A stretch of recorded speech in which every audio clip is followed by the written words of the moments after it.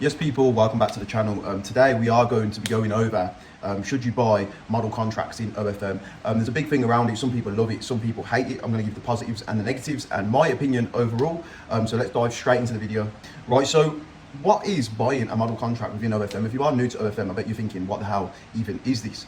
So essentially you can buy or create a contract. So what it is, it's an agency or a company. They'll go out there and they'll sign loads and loads of models. And what they tend to do within this period is they'll put all their photos, put all of their credentials. So it will have like what social media platforms want to be promoted on, where they're from, their English language, how much the price of them is, how much revenue they've done in the past month or two.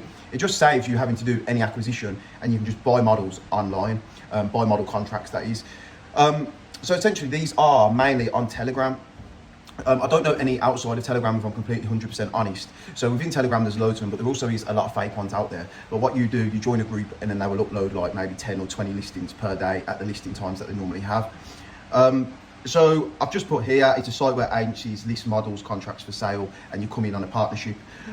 So what you do, you pay a fee to acquire these models. So it can vary from like $300 and go all the way up to $3,000. I've even seen ones go for $5,000.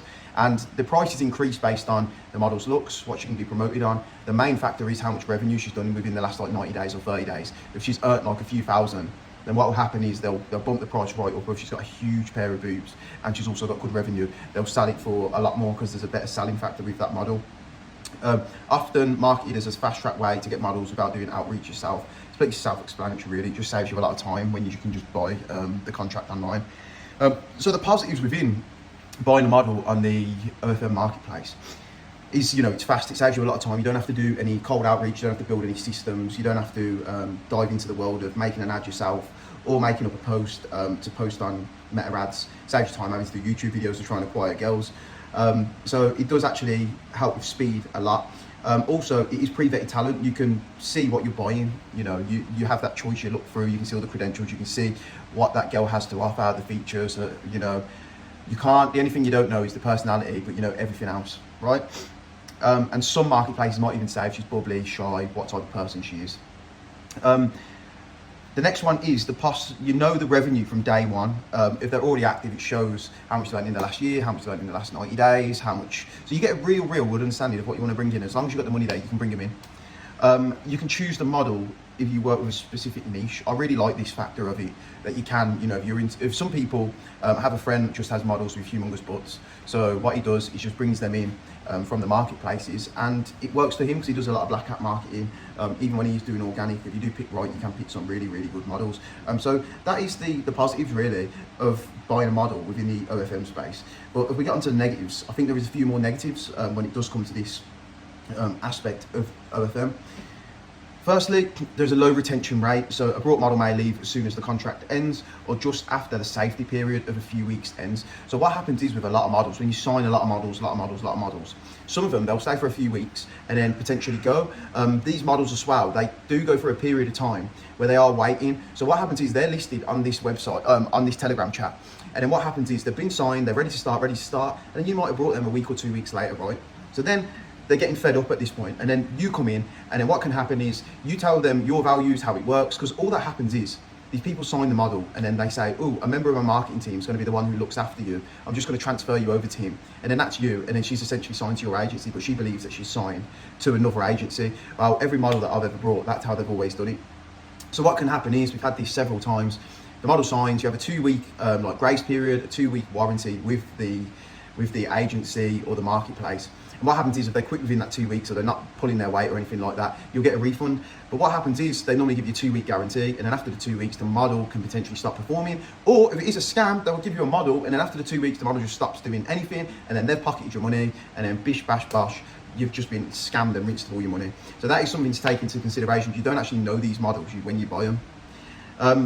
You can be scammed if you don't buy from a reputable source. There is really good marketplaces out there, and if you do want to know some reputable ones and you want to know more about them, please drop me a message on Telegram, drop me a message on IG, give me a follow, and we can talk about where you can get these models from and what to actually look out for to find good models.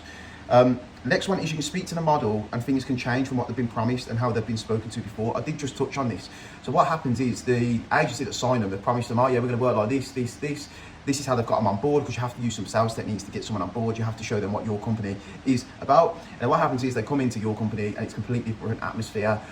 You do things differently. I don't know the specifics of every agency and how they work things, but I know not every agency is the same. They're always slightly different, and the girls might clock onto this or not like it. Most models you do buy off a marketplace, you know where they're from, you can check it, but it's more rare to get USA and UK girls. That's all I work with, is USA and UK girls. You can get some from like Argentina is a massive one that's always on there. Colombia, they're okay, but the problem with them is getting payment, because if you do Paxum and then you do the, they have another one, I forget what it's called now, but essentially they have a lot of issues when sending money across or getting money out into their bank when they are from Colombia. So always be careful of that. When you are going to these countries like Argentina and stuff, and you're working with girls that don't necessarily speak English, the problem you have when you're doing content reviews with them and trying to grow them, they don't really understand you. The next one is, they want a lot of countries banned. So these models, I do see a lot of them in there. They don't want to be posted in Argentina, they don't want to be seen in specific countries. And we all know it's virtually impossible to block out countries. You can block out people that are like 25 and over on IG, I believe, in specific countries, but then you're always, if you go super viral, going to be seen in your country. Like, I just don't even work with models that want to be avoided in certain countries. The next one is, there's a lot of scams that go on within these marketplaces. You see a lot of fake ones. There was one that I seen the other day called like Looks Marketplace, and it was just full of fake models and people that have been scammed.